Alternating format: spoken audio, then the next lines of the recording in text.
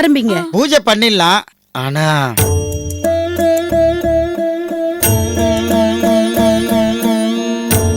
என்ன சாமி ஆனா ஆனான்னு இழுக்குறீங்க? பயமா இருக்கு, சொல்லுங்க. சக்தியம்மா குழந்தை பெத்துக்கிட்டா புருஷனுக்கு ஆகாது.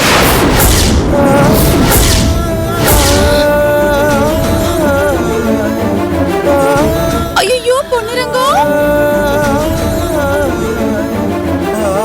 இதுதான் கடவுள் சூக்ஷமா சொல்றாரு. எனக்கு புரியுது, நீங்க புரிஞ்சுங்க. புருஷன் வேணுமா குழந்தை வேணுமான்றது நீங்களே முடிவு பண்ணீங்க. அப்ப நான் புறப்படுறேன்.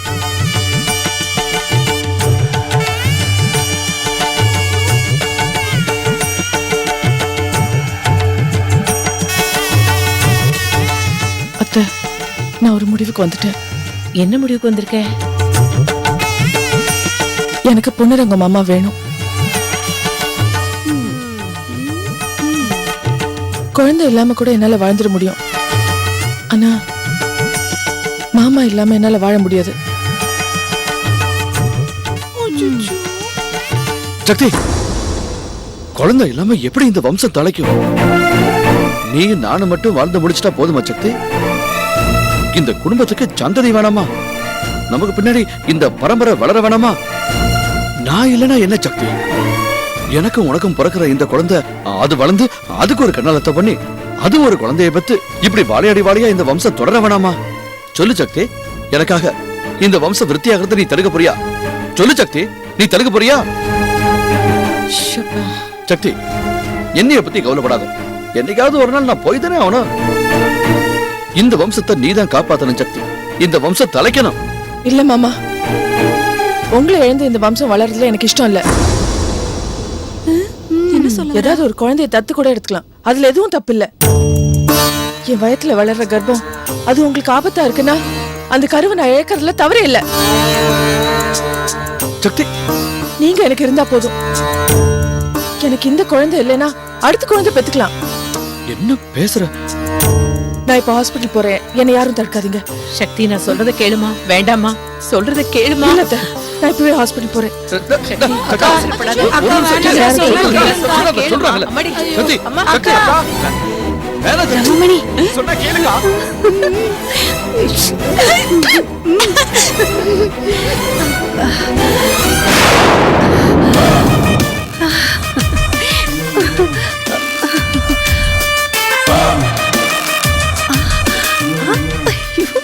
ரமாமணி, நம்ம நினைச்ச மாதிரி நடக்கிற மாதிரி கனவு கண்டேன். என்ன நடக்கிற மாதிரி? அந்த சக்தி கர்ப்பத்தை கலைக்கிறதுக்கு ஆஸ்பத்திரிக்கு போறா. அப்படியா? ஆமாண்டி, எல்லாமே நிஜத்துல நடக்க போகுது. வா வீடுக்கு பார்க்கலாம். என்னது இது? எல்லாரும் வெளிநாடு போறதுக்கு விசா வாங்குறதுக்கு வரிசையில நிக்கிற மாதிரி நிக்கிறீங்க. இன்னும் பூஜை ஆரம்பிக்கலையா? இன்னும் ஐயர் வரல. ஐயர் சின்னதா ஐயருக்கு போன் பண்ணி பார்க்கவா? ஒண்ணும் வேணாம்ப்பா. வந்துட்டீங்களா? வாங்க.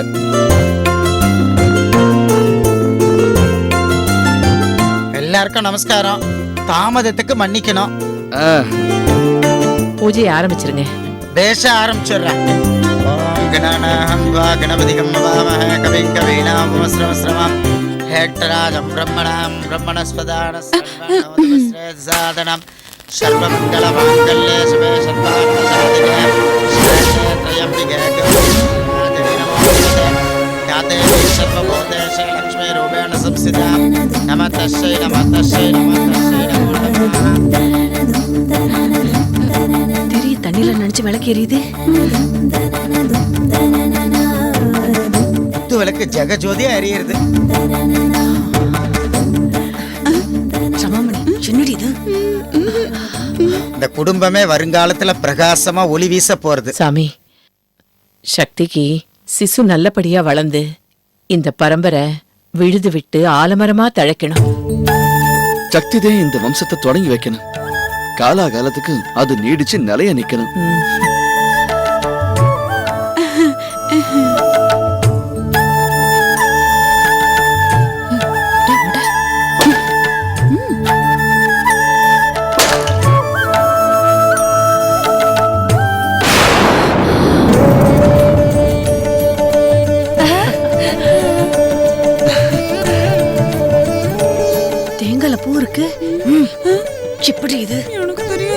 அமோகமா இருக்கு.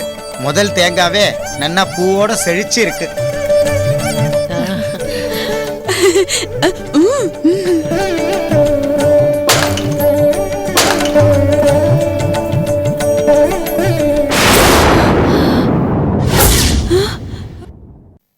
அஞ்சு தேங்காயும் நன்னா முத்து முத்தா பூ பூத்து இருக்கு. இந்த மாதிரி அமையறது ரொம்ப அபூர்வம்.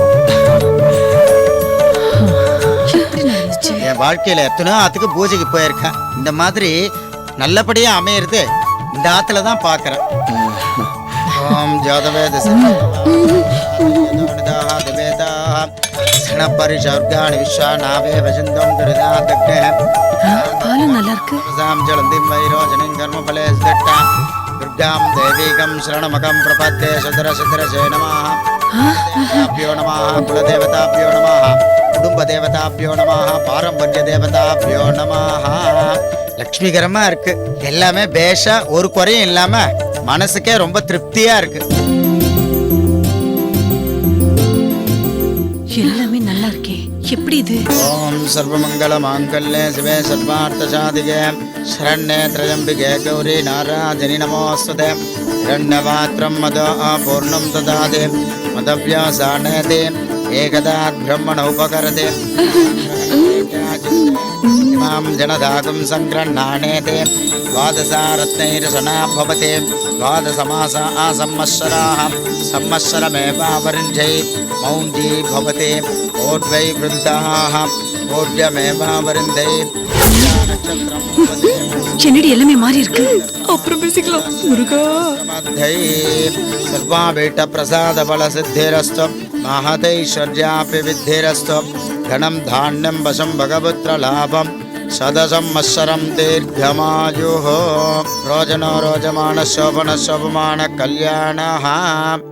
சக்தி நன்னா தீர்காயுஷா சுபிக்ஷமா இருப்பேன். உன்னுடைய வம்சம் தழைக்கும். அமோகமா வருவ, விருத்தி அடையும்.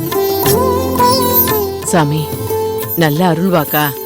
நல்லதா 4 வார்த்தை சொல்லுங்க. சக்தி கர்ப்பம் தரிச்ச நேரம் நன்னா அமோகமா இருக்கு. சக்தி வயித்துல வளர்ற கருவால வருங்காலத்துல இந்த குடும்பம் தலை நிமிர்ந்து நிக்க போறது.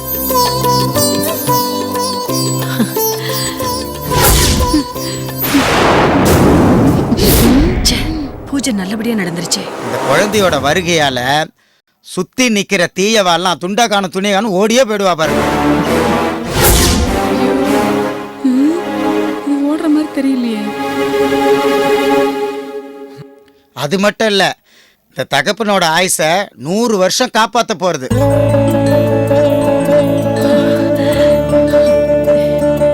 அட போதும் போங்க சாமி. கொண்டக்காரி தலையில குண்டா போடுறாரு.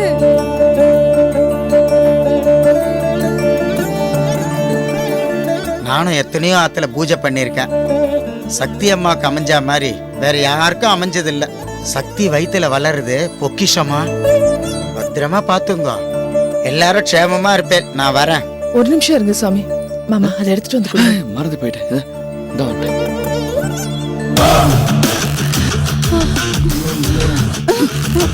என்னடி எல்லாமே மாறி இருக்கு. எனக்கு எப்படி தெரியும்?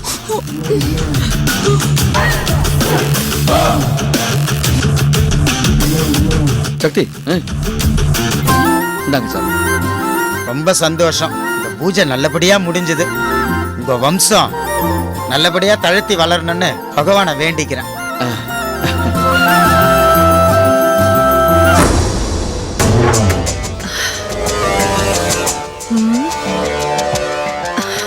நம்ம கண்ணு முன்னாடி தானே ரமாமணி அழுகின தேங்காய் பால் எல்லாம் மாத்தி வச்சா. அப்புறம் இப்படி மாறுச்சு. ஒரே குழப்பமா இருக்கே. யார் மாத்தி வச்சிருப்பா? நம்ம நினைச்ச மாதிரி பூஜை நடக்காம போச்சே. யார் பண்ணிருக்கா? ஐயோ என்னம்மா, உங்க பேரை சொல்லி தானே கூப்பிட்டேன். அதுக்கு எதுக்கு இப்படி பதறீங்க? அது ஒண்ணு இல்ல. என்ன விஷயம்? சக்தி அக்கா கூப்பிடுறாங்க. சக்தியா? ஏமா சக்தி அக்கா தானே கூப்பிடுறாங்க சொன்னேன். மறுபடியும் ஏன் இப்படி பதறீங்க? அதெல்லாம் ஒண்ணு இல்லடி. என்னன்னு சொல்லு. இல்ல இல்ல, நீங்க பூஜை விஷயத்துல ஏதாவது தப்பு பண்ணிருக்கீங்களா? அதனால தானே பயப்படுறீங்க. அதெல்லாம் ஒண்ணு இல்ல. என்னன்னு சொல்லு. இல்ல, நீங்க நடந்துக்கிற விதத்தை பார்த்தா நீங்க ஏதோ நினைச்சிருக்கீங்க, அது நடக்கல போல இருக்கு. அத நினைச்சுதானே வருத்தப்பட்டுட்டு இருக்கீங்க. ஏய் அதெல்லாம் ஒண்ணு இல்ல, சக்தி எங்க இருக்கான்னு சொல்லு. போங்க, ரூம்ல தான் இருக்காங்க. ஐயோ, சக்தி எதுக்கு கூப்பிடுறா? போய் பாப்போம்.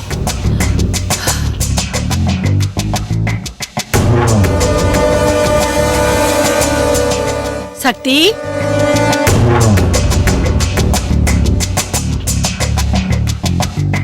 உள்ள வாங்க.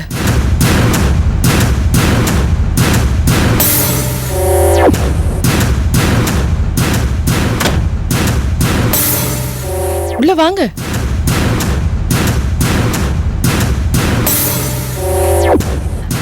என்ன சக்தி? மத்தவங்க முன்னாடி பேச வேணாம்னு சொல்லிதான் நான் உங்களை இங்க வர சொன்னேன். அப்படி என்ன விஷயமா? உங்க ரூம்ல நீங்க பலமா யோசனையோட இருந்தீங்க, அது நான் பார்த்தேன். என்னடா அழுக்கின தேங்காய் வச்சோமே, எப்படி மாறிச்சுன்னு யோசிச்சிங்களா?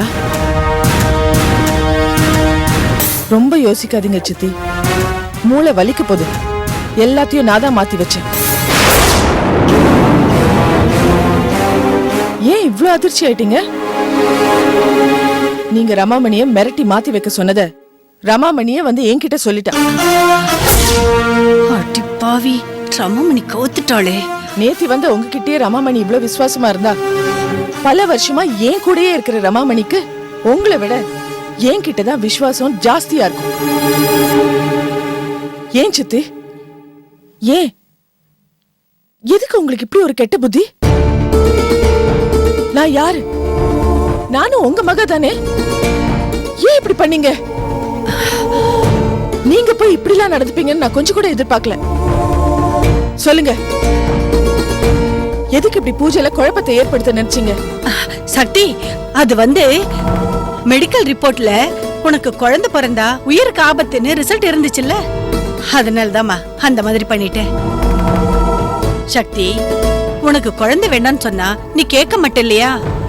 அதான் இப்படி பூஜையில ஏதாவது பண்ணாலாவது நீ உயிரோட இருப்பேங்கிற நப்பாசையில தான் அப்படி பண்ணிட்டமா. ஆமாமா, நீ எனக்கு வேணும். நீ என் பொண்ணுமா, நீ எனக்கு வேணும். போதும் போதும் உங்க நாடகம். எனக்கு குழந்தை பிறக்க கூடாது, என் வம்சம் தழைக்க கூடாது, என் சொத்தெல்லாம் உங்களுக்கு வரணும். இதுக்காக தானே இந்த நாடகம் எல்லாம்? என்ன சக்தி, என்ன போய் இப்படி நினைச்சிட்ட? நீ இல்லாம இந்த வம்சம் இருந்து எனக்கு என்னமா சந்தோஷம்? உன்ன மாதிரி அன்பான மனுஷி யார் இருக்கா? எனக்கு நீதாமா வேணும். நீ வேணும் தாமா நான் அப்படி பண்ணேன். இப்ப கூட சொல்றேன் சக்தி, உன் வயித்துல வளர்ற குழந்தையால உனக்கு ஆபத்துனா அந்த குழந்தை நமக்கு தேவையில்லை சக்தி. ச்சே, இப்படி எல்லாம் பேசி தப்பிக்கணும்னு நினைக்காதீங்க. இது பாருங்க, பூஜையில குழப்பத்தை ஏற்படுத்தி நீங்க பண்ண நினைச்ச காரியத்தை பூஜையில எல்லாரும் முன்னாடியும் சொல்லி உங்களை அவமானப்படுத்தி இருக்க முடியும். ஆனா நீங்க என் சித்தி ஆயிட்டீங்கன்னு அப்படி நான் செய்யல. அதனாலதான் தனியா உங்களை வர வச்சு எச்சரிக்கிறேன். சக்தி, இந்த காஞ்சனாவை நீ தப்பா புரிஞ்சுகிட்டு இருக்க. இல்ல, நீங்க ஆரம்பத்துல இருந்து என் சொத்து மேல குறி வச்சிருக்கிறது எனக்கு நல்லா தெரியும். இத பாருங்க, எதுவா இருந்தாலும் நீங்க என்கிட்ட நேரடியா கேட்கலாம். நியாயமா இருந்தா நானே செய்வேன். இந்த சூழ்ச்சி தந்திரம்லாம் எனக்கு கொஞ்சம் கூட பிடிக்காது. உங்களால இந்த குடும்பத்துல இருக்கிறவங்க மனசு புண்படுறத என்னால அனுமதிக்க முடியாது. அது மட்டும் இல்ல, என் முதுகுக்கு பின்னாடி நீங்க தீட்டுற எந்த திட்டமும் நடக்காது. நான் எப்பவும் மனசாட்சியோட வாழ விரும்புறேன். போதும், உங்க ஆட்டத்தை இதோட நிறுத்திக்கங்க. சித்தின்ற ஸ்தானத்துல இருந்து கீழே இறங்கிடாதீங்க. அவ்வளவுதான், நீங்க போலாம்.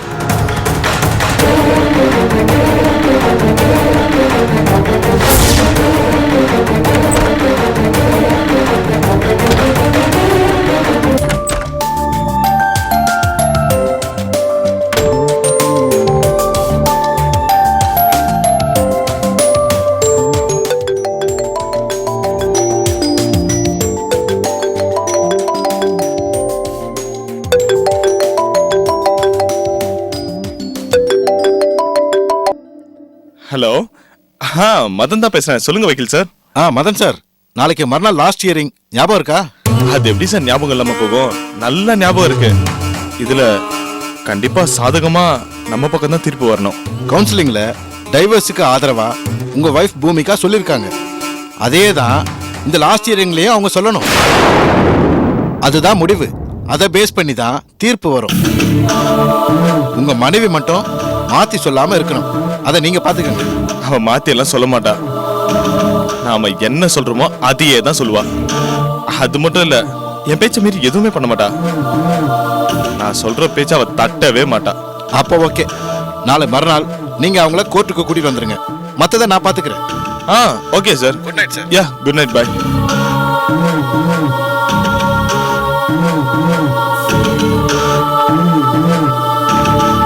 பூமிகா,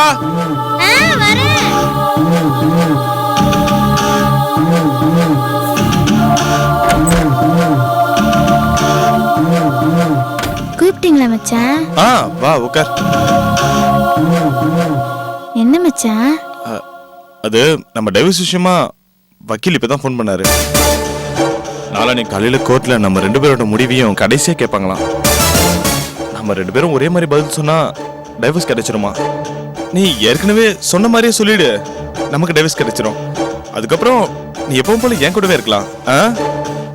இரு, வரேன். சங்கரி ஏற்கனவே என்கிட்ட சொல்லியிருக்கா, அக்கா விவாகரத்துக்கு மட்டும் ஒத்துக்காத, ஒத்துக்கிட்டு விவாகரத்து கிடைச்சிட்டா நீயும் உன் புருஷனும் சேர்ந்து வாழ முடியாதுன்னு. இப்ப நான் என்ன பண்றது? மச்சான் வேற இப்படி சொல்றாரு. எதுக்கும் நம்ம சங்கரி கிட்ட ஃபோன் பண்ணி கேட்டுக்கலாம். பூமிகா, என்ன யோசனையாவே இருக்க? இல்ல மச்சான், எனக்கு ஒரு சின்ன சந்தேகம். சந்தேகமா? என்ன சந்தேகம்? விவாகரத்து கிடைச்சிட்டா அப்புறம் நம்ம 2 பேருமே சேர்ந்து வாழ முடியாதாமே?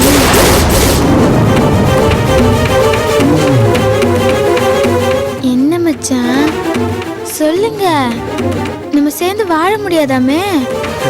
இப்ப அதுவா நம்ம பிரச்சனை? அம்மா சொன்னாங்க, நான் அதை ஃபாலோ பண்றேன்.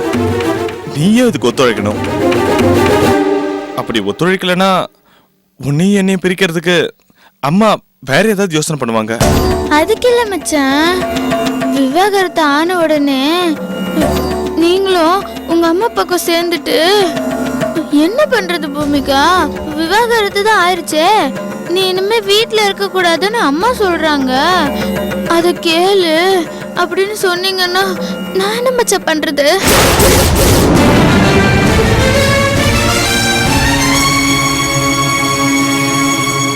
என்ன மச்சான் திரு திருன்னு முழிக்கிறீங்க? சொல்லுங்க மச்சான். பூமிகா, நீ இந்த மாதிரி கேள்வி மேல கேள்வி கேட்டேனா எனக்கு என்ன பதில் சொல்றதுன்னு தெரியல. என் மேல நம்பிக்கை இருந்துச்சுன்னா நான் சொல்றதை கேட்டு நட. ஆமா பூமிகா, எதுவுமே பேசாம இந்த மாதிரி எந்த கேள்வியுமே கேட்காம என் கூட நல்லபடியா கோர்ட்டுக்கு வர, மத்ததெல்லாம் நான் பாத்துக்கிறேன். எனக்கு என்னமோ பயமா இருக்கு மச்சான். என்னை ஏமாத்தி நீங்களும் அத்தையும் ஏதோ சதி செய்யற மாதிரி தோணுது. இங்க பாரு பூமிகா, நான் உனக்கு வேணும்னா நான் சொல்றத நீ கேளு. இந்த மாதிரி கண்டதையும் யோசிச்சு உன் வாழ்க்கையை நீ இழந்துடாத. இப்படிதான் சொல்லுவீங்க மச்சான்? உங்க வார்த்தைய நம்பி நான் நடந்துக்கிட்டா கடைசியில என்ன பூமிகா பண்றது? நீயே விவாகரத்துக்கு விருப்பம்னு சொல்லிட்ட, நம்ம பிரிஞ்சிடலான்னு நீங்க சொல்லிட்டீங்கன்னா நான் எப்படி மச்சான் உங்களை பிரிஞ்சு வாழ முடியும்? சரி, இப்ப நீ என்ன சொல்ல வர? கோர்ட்டுக்கு வரியா இல்லையா? நான் இவ்வளவு தூரம் சொல்லியும் என் மேல உனக்கு நம்பிக்கையே இல்லையா? சரி விடு, நான் என் வழியை பாத்துக்கிறேன், நீ உன் வழியை பாத்துக்கோ. என்ன மச்சான் இப்படி பேசுறீங்க? சும்மா எனக்கு வந்த சந்தேகத்தை தானே நான் கேட்டேன், இதுக்கு போய் இப்படி கோச்சிக்கிறீங்களே? பூமிகா, உன்னை விட்டு நான் பிரிய மாட்டேன்னு ஒரு வார்த்தை, ஒரே ஒரு வார்த்தை என் மனசுக்கு சந்தோஷப்படுற மாதிரி சொல்லுங்க மச்சான். இங்க பாரு, முதல்ல நம்ம 2 பேருக்கும் டைவர்ஸ் கிடைக்கணும். அதுதான் இப்ப நடக்க வேண்டியது. அதுக்கப்புறம் இந்த மதன் எப்படி நடந்துக்கிறான் மட்டும் நீ பாரு.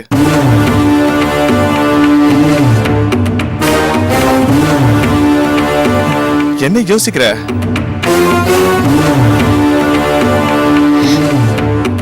சரிங்க மச்சான், நான் உங்களை உங்களை நம்புறேன். நான் உங்களை நம்பி நீங்க எங்க கூப்பிட்டாலும் எப்ப கூப்பிட்டாலும் நான் உங்க கூட வரேன். சரியா? இதுதான் என் செல்ல ஆட்டுக்குட்டி. சரி, வழக்கமா நீ தானே எனக்கு பால் கொண்டு வந்து கொடுப்ப. இன்னைக்கு நான் உனக்கு பால் கொண்டு வந்து தரேன்.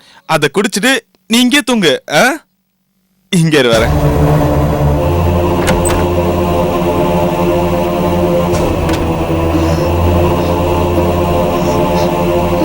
மச்சான் நடவடிக்கையே சரியில்லையே. எதுக்கும் சங்கரிக்கு போன் பண்ணி விஷயத்த சொல்லுவோம். வாழ்க்கை ஒரு முறை தான், அதை விட்டுட்டு அப்புறம் சரி பண்ணவே முடியாது. மச்சான் சொல்றத கூட முழுசா நம்ப முடியாது. சங்கரிக்கு போன் பண்ணி பேசுறது தான் சரி.